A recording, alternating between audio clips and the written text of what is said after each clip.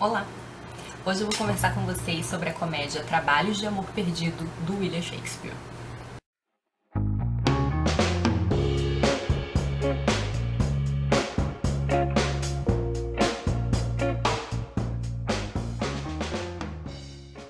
Bom, Trabalhos de Amor Perdido é uma comédia da fase inicial da carreira do Shakespeare, provavelmente a segunda que ele escreveu. E ela foi escrita entre 1590 e 1593, não se sabe ao certo. Ela tem uma peculiaridade de que ela tem um texto muito diferente das demais peças do Shakespeare. É um texto altamente poético, altamente requintado, tem toda uma sofisticação verbal essa peça, porque acredita-se que ela não foi uma peça composta para ser encenada no palco normal. A maioria das peças do Shakespeare era voltada para o povo mesmo, né? Eram peças populares. E essa teria sido uma peça encomendada para uma reunião ou uma festa de pessoas ilustradas, de pessoas mais cultas, eruditas. Então ela vai ter essa linguagem mais rebuscada.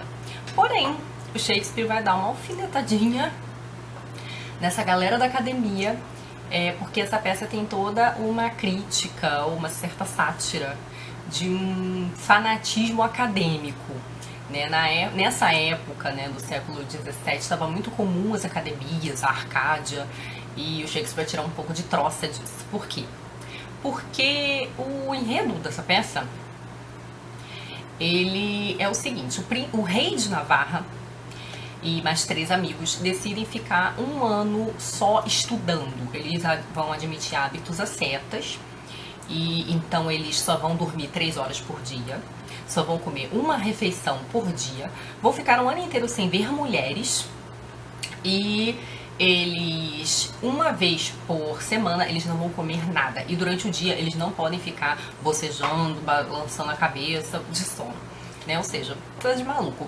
Tudo isso só para se dedicar aos estudos, à filosofia, enfim, à ilustração.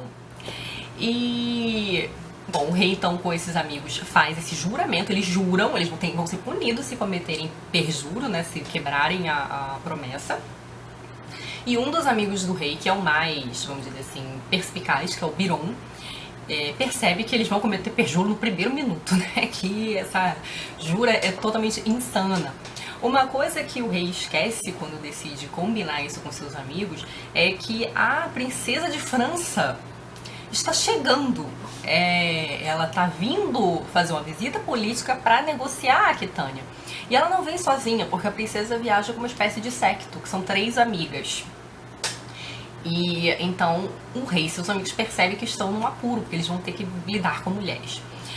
O rei então diz que elas não vão poder ficar na corte por conta dessa promessa, e arma uma tenda para elas no campo e diz que elas vão ter que ficar lá, o que elas acham um absurdo, de descortesia, mas enfim. Mas eles vão se apaixonar por elas, estão em números emparelhadinhos, o rei mais 3, a princesa e mais 3. Então vão começar a mandar cartinhas de amor, essas cartas vão ser extraviadas, os perjuros vão ser revelados, é aí a confusão dessa peça. As mulheres vão dar uma bela esnobada no rei e seus amigos. Essa é uma das peças em que o Shakespeare introduz esse tema de guerra dos sexos, mas com as mulheres esnobando legal, inclusive dando uma sacaneada nos homens. E reaparece aí também uma crítica muito comum que o Shakespeare faz, que é a da ilogicidade, do absurdo da paixão, porque eles se dizem extremamente apaixonados e a princesa e as amigas continuam repetindo: mas vocês nem conhecem a gente, vocês acabaram de conhecer, como vocês podem estar apaixonados? Então Shakespeare sempre dando essa alfinetada. Essa peça é muito estranha porque ela tem uma série de personagens tresloucados, além desse núcleo aí que eu citei. Eu vou citar aqui porque são muitos, tá? Então eles têm um espanhol que é muito conhecido pelos seus discursos muito, um tanto quanto surreais, que ele é descrito como um espanhol fantástico, que é o Armado. E o Armado vai ter uma série de falas estranhas mesmo. O Moth, que é o jovem pajem do Armado e que é um dos personagens assim mais perspicazes, O Armado sempre falando umas bobagens e o Moth falando alguma coisa bem arguta pra ele, dando respostas espertas. O Holofernes, que é um mestre-escola e que é profundamente pedante, ele se acha super inteligente, ele acha que ele tem um dom da fala, ele fala latim, ele usa umas expressões estranhíssimas, e também então tem um discurso super estranho, né? Essa é uma peça do Shakespeare que foca muito no discurso, né? No uso da língua. O Sir Nathaniel, que é um cura, né? Uma espécie de pároco, mas ele é iletrado, então ele fala um monte de bobagem, fala tudo errado. O Duel, oficial de justiça, que tem poucas falas, mas também não bate muito bem. E o Costard, que é um bobo, né? E bobo sempre fala bobagem, algumas bobagens, na verdade, algumas verdades disfarçadas de bobagem, né? O bobo sempre tem essa função de, num tom de brincadeira, jogar real na cara do povo. Então, toda essa gente doida.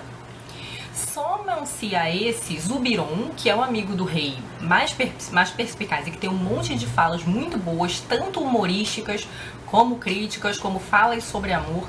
Tem todo um paralelismo entre as falas do Biron sobre amor e os poemas do Shakespeare dedicados à Dama Morena, né? O Shakespeare tem uma série de poemas dedicados à Dama Morena. E tem todo um diálogo aí entre as falas do Biron e algumas falas do rei e esses poemas dedicados à Dama Morena, esse desprezo que sofrido pelo amor e uma espécie de amor autodirigido, né? Um amor que na verdade é um amor por si mesmo, né? Porque a pessoa que ama vê no objeto de desejo a si mesma. É uma coisa um pouco complicada, que eu não vou me aprofundar aqui, mas que está presente especialmente nessa figura do Biron, que é especialmente egocêntrico, e um pouco nesses poemas da Dama Morena. O Biron se apaixona por uma moça, uma amiga da princesa, que se eu não me engano se chama Rosalina, não sei se, eu acho que é Rosalina. E ela também é bem perspicaz. Ela das mulheres todas é a mais ácida, então ela também vai fazer ótimas respostas para as declarações de amor do Biron. O Biron faz umas declarações de amor muito estranhas. Os elogios à beleza que ele faz da Rosalina são esquisitos, eles parecem uns insultos. E a Rosalina sempre responde com a máxima acidez, como se o Biron fosse um completo imbecil. Então, assim, tem muitos diálogos muito bons.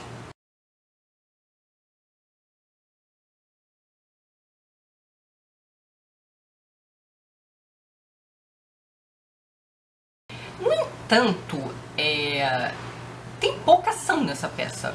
O resumo da peça é esse. Ela antecipa algumas coisas que vão aparecer depois. Tem uma peça dentro da peça, que é uma coisa que vai aparecer em várias peças, como Sonhos de uma Noite de Verão, por exemplo. Ela tem mistura de classes sociais, que é uma coisa que também acontece em Sonhos de uma Noite de Verão. Acontece em poucas peças do Shakespeare. Isso vai acontecer em Henrique IV, né, primeira e segunda parte, que é um drama histórico, mas isso não era tão comum assim. O Shakespeare meio que introduz isso, vamos dizer, no teatro da época. Mas é uma peça que tem pouca ação, ela tem muita falação, né? Então, assim, comparada com as outras peças do Shakespeare, ela é muito elaborada, mas um tanto artificial. Ela tem muitos poemas, muitas falas e diálogos em verso, inúmeros diálogos em sonetos, uso abusivo da rima. O texto é muito sofisticado, ele é muito vibrante, mas é uma peça mais focada mesmo no texto e no jogo de palavras. É uma peça, eu até diria que mais do que fazer crítica aos acadêmicos e ao sentimento da paixão, é uma peça sobre duplo sentido, sobre jogo de palavras. É uma grande peça sobre duplo sentido, jogo de palavras, uso das palavras. É uma grande homenagem. E aí a gente vê o lado poeta do Shakespeare muito forte aqui. O Shakespeare, ele tem uma fase de peça lírica, de drama lírico, né? Um dos grandes representantes é o Romeu e Julieta, né? Que tem vários sonetos, tem o Ricardo II também.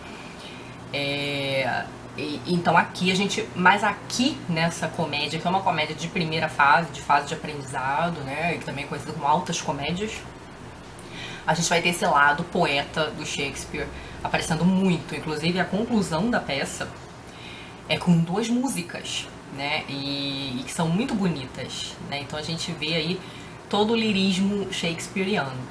O nome da peça é Trabalhos de Amor Perdidos, porque tudo que os homens vão fazer pra conquistar as mulheres não vai funcionar. Então eles vão mandar cartinhas, não vai funcionar. Vão fazer discursos empolados de amor, não vai funcionar. Vão se disfarçar de russos e vão tentar conquistar as mulheres disfarçados, porque as mulheres sabem que eles estão lá com aquela promessa. Elas já estão, não levam eles a sério. Primeiro porque foram perjuros, segundo porque acabaram de conhecê-las, então assim, elas não acreditam nesse amor. Então eles se disfarçam de russos e vão se declarar, e só que elas descobrem antes o plano. Então elas todas botam uma máscara e trocam de roupa, e eles fazem declaração para as pessoas erradas. Elas fazem uma troça com eles. E no fim da peça ninguém se casa. Isso também é muito incomum. Uma comédia do Shakespeare que não tem casamento, não tem final feliz. Na verdade tem um final triste, porque o pai da princesa morre e elas têm que ir embora, né? Então assim, os trabalhos de amor foram perdidos, de fato foram em vão, né? Não deram nenhum resultado. Mas é isso, é uma peça bem interessante do ponto de vista linguístico. Do ponto de vista da cena não acontece mesmo muita coisa, né? Mas ela chama muito a atenção. Então é uma peça interessante pra quem quer conhecer um lado diferente, vamos dizer assim, do teatro do Shakespeare, tá bom? É isso, eu espero que vocês tenham gostado. Beijos e até a próxima. Tchau!